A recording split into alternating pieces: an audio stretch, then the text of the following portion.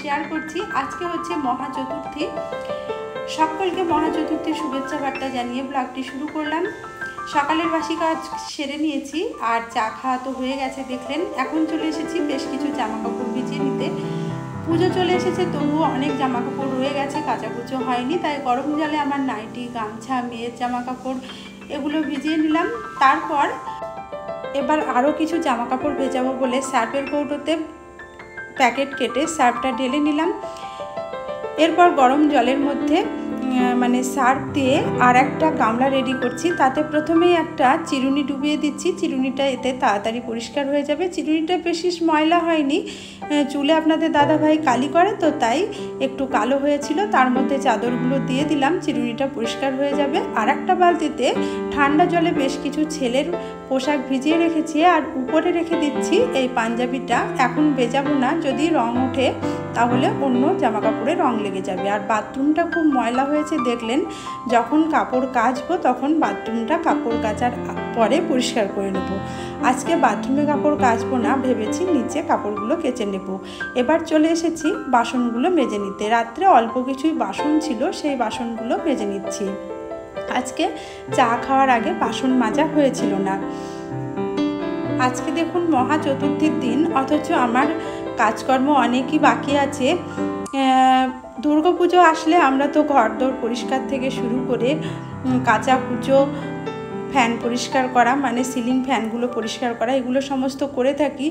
আমি যাই হোক কাজের চাপে সমস্ত কাজ গুছিয়ে এখনও করে উঠতে পারিনি। ভাবছি কি করে এই 2-3 দিনের মধ্যে ষষ্ঠীর আগের দিনে আমি এই কাজগুলো গুছিয়ে নেব। যাই হোক, এই চিন্তা করতে করতে আপনাদের সঙ্গে সেই কথাটা শেয়ার করতে করতেই আমার সমস্ত বাসনগুলো ধুয়ে নেওয়া হয়ে গেছে। এখন সকালবেলাকার টিফিনটা সবাইকে খেতে দেব। তবে তার আগে আপনাদের দাদাভাই মাছ এনেছে, মাছটা বার করে রাখলাম আর ব্যাগটা ধুয়ে রাখছি। আজকে তো অনেক কাচাকুচো হবে, রান্না খুবই অল্প করব। বাড়িতে মনে হচ্ছে যেন আজকে থোপা বসাবো। যাই হোক, চলে এসেছি সকালের টিফিন সার্ভ করে দিতে। আজকে টিফিনে বাজার থেকে কেনা ছেঁড়া পরোটা আনা হয়েছে, এর সঙ্গে আছে দোকানের ঘুগনির তরকারি আর ল্যাংচা। এই দিয়ে আজকে সকালের টিফিনটা সেরে নেব। তারপর একটা ডেলিভারি এসেছে, তার বক্সটা ওপেন করব। যাই হোক, চলুন এখন সকলের জন্য খাবারটা সাজিয়ে নিয়ে আমরা সবাই মিলে একসঙ্গে খেয়ে নিই। তবে আমরা টেবিলে বসে খাই না, সবাই মিলে মেঝেতে বসে একসঙ্গে গল্প করতে করতে খাই। এখন সবাইকে খাবারটা সার্ভ করে দিলাম আর দেখুন খেয়ে দিয়ে চলে এসেছি একটা স্কিন কেয়ারের প্রোডাক্ট আনবক্স করতে। মেয়ের বেশ কিছু প্রোডাক্ট এসেছে, এর মধ্যে নাইকা থেকে অর্ডার করা ছিল আর আমারও বেশ কিছু প্রোডাক্ট এসেছে। দেখা যাক কি প্রোডাক্ট এর মধ্যে আছে।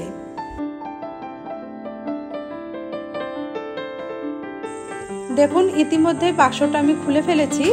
প্যাকেজিংটা ভীষণই সুন্দর। এর মধ্যে আছে মেয়ের একটা সানস্ক্রিন ডার্মাকোর আর একটা আছে ময়শ্চারাইজার।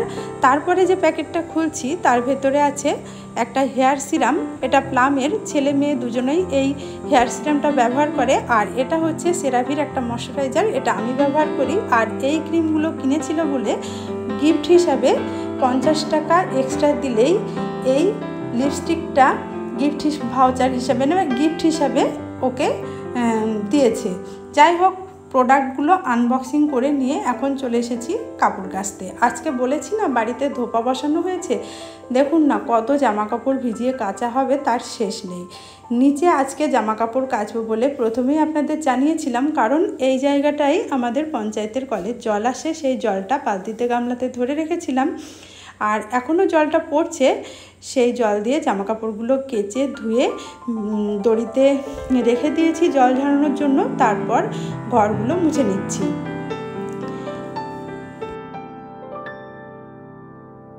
আজ সকালে ঘুম থেকে উঠেই উপরের ঘরগুলো ঝাড় দিয়ে মুছে পরিষ্কার করে নিয়েছি। তারপর নিচের ঘরগুলো ঝাড় দেওয়া হয়েছিল কিন্তু মোছা হয়নি। বাসি কাজ বলতে ওগুলোই হয়েছিল। এখন কাচাকুচো সেরে নিয়ে নিচের ঘরগুলো মুছে নিচ্ছি, তারপর বসাবো রান্না। পুজো একেবারে মুখের সামনে দোরগোড়ায় চলে এসেছে, তাই আকাশটা ভীষণই সুন্দর থাকছে। বেশ কদিন থেকে পেঁজা তুলোর মতন মেঘ আকাশে ছড়িয়ে থাকছে, দেখতে ভীষণ ভালো লাগে। শরতের আকাশে পেঁজা তুলোর মেঘ থাকবে না, এটা কি আর হয়? স্নান সেরে চলে এসেছি জামা কাপড় মেলে দিতে। দেখুন প্রচণ্ড হাওয়া হচ্ছে আজকে, যার কারণে পেঁজা তুলোর মতো মেঘগুলো কিন্তু একেবারে হু হু করে এক জায়গায় থেকে অন্য জায়গায় সরে যাচ্ছে। যাই হোক, জামা কাপড় মেলার ফাঁকেই তুলে নিচ্ছি পুজোর জন্য ফুল তুলে, জামা কাপড় তো মেলবই, ফুল তুলে পুজো সেরে তারপর যাব রান্নাঘরে। আজকে গাছে অপরাজিতা ফুল অনেকগুলো হয়েছে, দুটো গাছ আছে তো প্রচুর অপরাজিতা হয়েছে। ফুলগুলো এখন গুছিয়ে তুলে নিচ্ছি। আর ওই যে বলছিলাম পেঁজা তুলোর মতন মেঘ আকাশে আজকে খুবই হয়েছে, মানে দেখা যাচ্ছে আর কি, দেখতে ভীষণই ভালো লাগছে। আর আমার মেয়ে একটা ভিউ আমাকে ক্যাপচার করে দিয়েছে, দেখুন মেঘটা কিভাবে সরে যাচ্ছে। এক্ষুনি সেই ভিউটা আপনাদের সঙ্গে শেয়ার করছি। দেখুন মেঘটা কেমন ধীরে ধীরে এগিয়ে যাচ্ছে। নারকেল গাছটা কিন্তু একই জায়গায় হাওয়াতে প্রচণ্ড দুলছে, কিন্তু মেঘটা কিভাবে সরে গেল দেখলেন? এই দৃশ্য সবসময় দেখা যায় না, ভীষণই ভালো লাগে। যাই হোক, বাকি জামা কাপড় কটা মেলে নিয়ে এখন নিচে গিয়ে পুজো সেরে তারপর যাব রান্নাঘরে।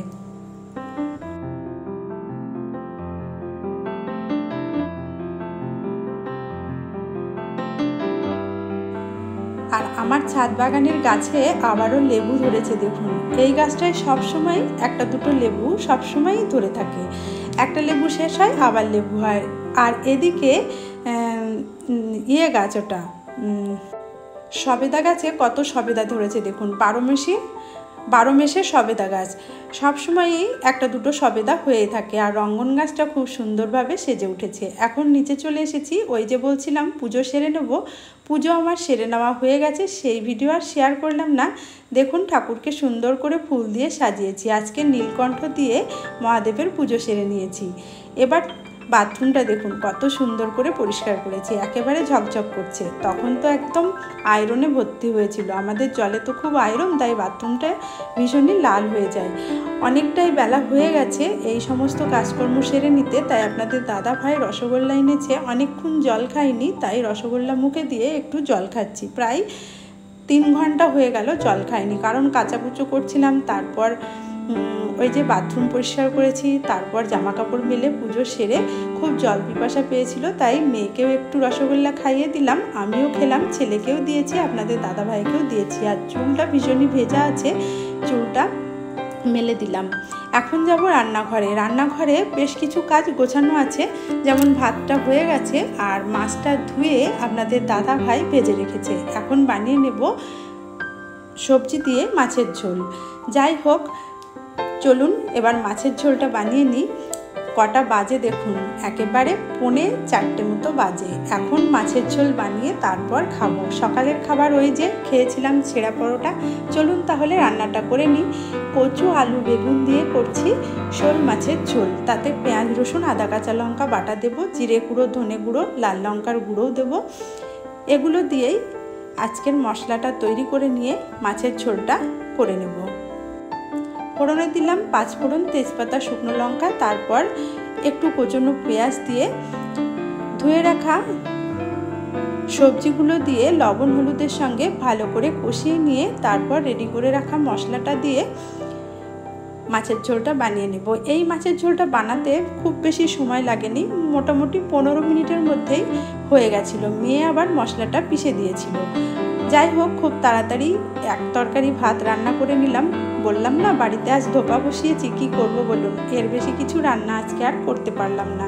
যাই হোক, মাছগুলো ঢেলে দিলাম, এবার জল দিয়ে দিলাম পরিমাণ মতো, তারপর ঢাকনা লাগিয়ে 7-8 মিনিট ফুটিয়ে নিলেই রান্না কমপ্লিট হয়ে যাবে। দেখুন অলরেডি রান্না আমার কমপ্লিট হয়ে গেছে, একটু ধনেপাতা ছড়িয়ে দিয়েছি।